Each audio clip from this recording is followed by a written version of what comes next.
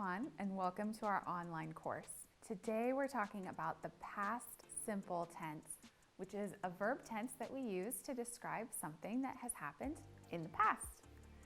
For most English words, we can do this by simply adding an ed to the end of the verb. For example, the verb cook, like I cook, we add an ed and it becomes I cooked. The good thing about the past simple tense is that the verb forms are usually the same no matter who we're speaking about. So I cooked, you cooked, he cooked, she cooked, we cooked, etc. But what can be a bit confusing is that ed. So let's talk about some of the challenges that we may have in conjugating verbs into the past tense. And let's see what kind of tips we can come up with to help you along the way. So one of the first questions is, what happens if the verb already ends in an E? Like, let's say the verb like, to like something. So in this case, we're simply going to add a D.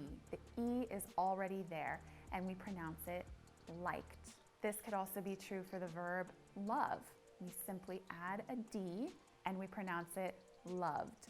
So for most verbs that are ending in the past simple tense with an ed, it's going to be basically silent, the letter E. So it would be loved, liked, cooked, not loved, liked, or cooked, which is a struggle sometimes for those who are learning English. So just try to remember that E is going to be silent, except if the word ends, if the verb in its simple form ends in a T or a D, then you will pronounce the E and the D. So, for example, the verb need, to need something.